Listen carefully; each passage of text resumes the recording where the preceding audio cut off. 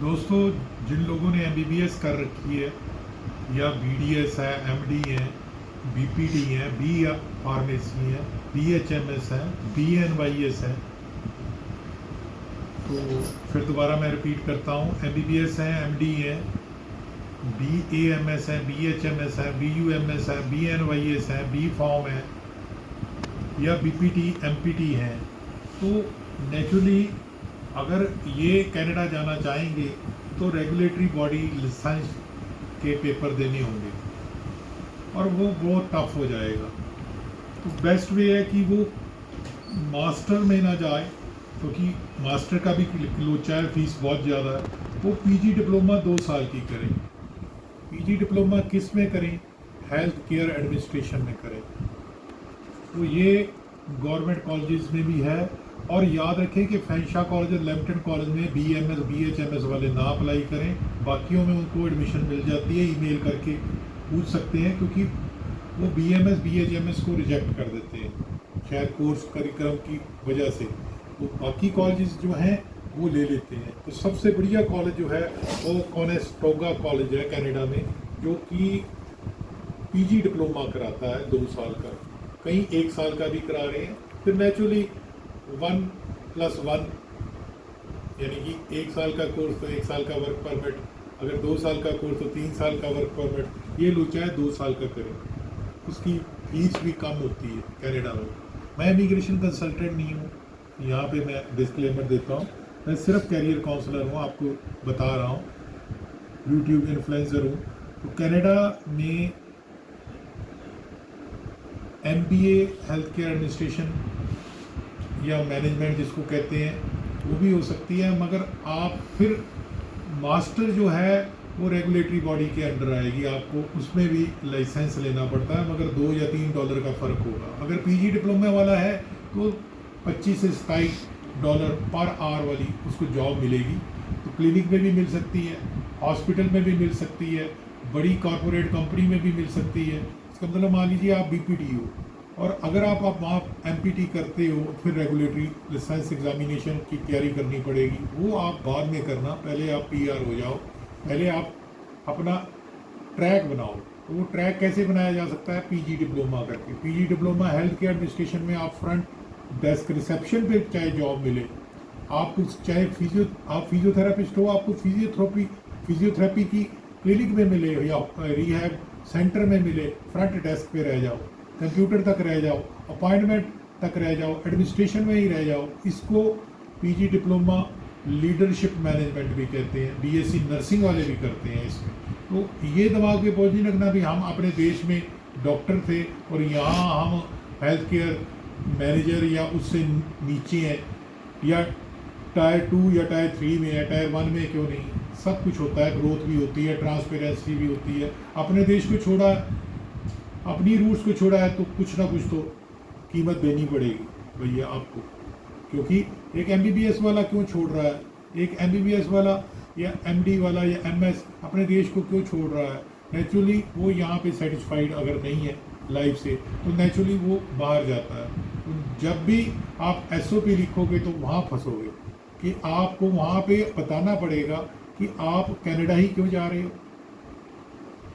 इस कॉलेज में ही क्यों जा रहे हो, ऑस्ट्रेलिया या यूके में क्यों नहीं जा रहे, ये आपको। और आप क्या गारंटी है कि वापस आओगे? जैसे कनाडा का अब सीनेरियो चल रहा है, हर एक बंदे ने एसओपी लिखी थी, मगर 99% बंदे पढ़ने के लिए नहीं जाते, वहाँ सेटल होने के लिए जाते हैं। तो नेचुरली एसओपी में तो वाइट लाइन लिखना ही पड़ता है, कन्विंस करना पड़ता है। टूरिस्ट वीज़े में भी लिखना पड़ता है कि आपके पास लायबिलिटीज़ है, आप वहाँ सीख के बाहर वापस आओ। तो दोस्तों, बीपीटी, एमबीबीएस, बीडीएस, जब बीच में गैप ना क्रिएट करें। जब आप कोई भी इनटेक ले रहे हैं तो बीच में 8-10 महीने या 1.5 साल का गैप हो जाता है, तो आप उससे रिलेटेड कोर्स जरूर कर लें जिसका करिकुलम मिलता जुलता हो मगर एडवांस ना हो।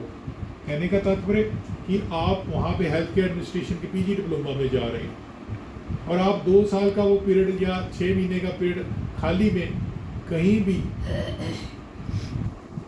इंडिया में उससे मिलता जुलता कोर्स जरूर करें। नहीं तो मेरे को कांटेक्ट करें, ये वाली प्रॉब्लम आ रही है 9872468540 कि आपकी रेलिवेंसी शो हो सके, आपका एक्सपीरियंस भी रेलिवेंसी रखता है। कनाडा में मान लीजिए आप BDS हो, मगर इंडिया में एक्सपीरियंस आप ले रहे हो एडमिनिस्ट्रेशन का, तो वो भी रिलेट किया जा सकता है SOP में, वो भी यूनिवर्सिटियाँ वहाँ के कॉलेज समझते हैं। तो दोस्तों BMS BHMS वाले थोड़ा सा ध्यान रखें कि फेंशा कॉलेज या लैम्पटन कॉलेज में अप्लाई ना करें। उसको मेल करो, आपको वो बता देगा कि हमारी पॉलिसी में ये नहीं है, मगर आपने मन में ये नहीं रखना कि हम उन MBBS से कम है, BDS से कम है। आपने बाकी कॉलेजों में आपको एडमिशन मिल जाएगी। रिसर्च कीजिए, आप नेट पे डालिए। ज़्यादातर लोग ओंटारियो जाते हैं कि PG diploma in health care administration और मैनेजमेंट या लीडरशिप लिखिए तो ओंटारियो कॉलेज की साइट आ जाएगी, वो साइट देखिए। ओंटारियो यूनिवर्सिटीज़ की भी साइट आ जाएगी, वो रिसर्च कीजिए, उससे आपको बहुत ज़्यादा ज्ञान होगा। ये जो मैं इंफॉर्मेशन दे रहा हूँ ये डिग्री बेस्ड दे रहा हूँ, डिग्री बेस्ड। वेयर हाउसेज के बाद 300 से लेके 3000 की लाइन लगी है, एक बंदा सेलेक्ट करते हैं, मगर हेल्थ केयर में आपको ये लाइनें सिर्फ 5 या 6 बंदों की नज़र आएंगी। इसमें एम्पल स्कोप है, आप इसमें PR भी ले सकते हो। अब रही बात, कई लोग कहते हैं कि सर आपने पहले एक वीडियो डाली थी पब्लिक हेल्थ की। पब्लिक हेल्थ में आपको NGOs के साथ काम करना पड़ेगा, डाउन आना पड़ेगा, तो उसमें आपने समुदाय में काम करना होता है।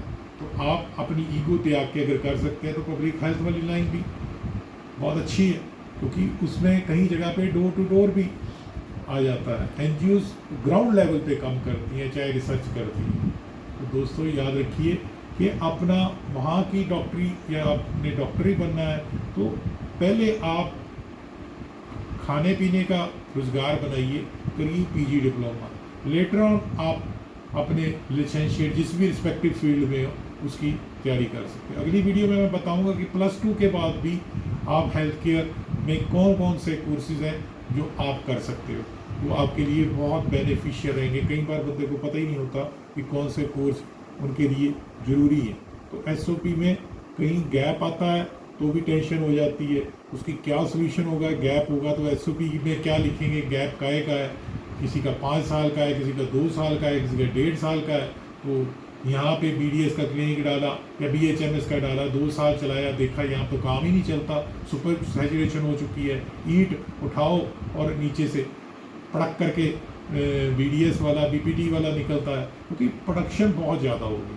ऐसे ही कई जगह पे MBBS वाला बेचारा देख रहा है कि यार यहाँ पे इतनी उसने पढ़ाई की मगर उसकी वैल्यू नहीं पड़ रही, तो नेचुरली उसके मन में कहीं रिग्रेट्स आते हैं। रिग्रेट्स मन में नहीं आने चाहिए, हर जगह पे ट्राई करना चाहिए, चाहे कनाडा है, चाहे ऑस्ट्रेलिया है, चाहे UK है, चाहे अमेरिका है।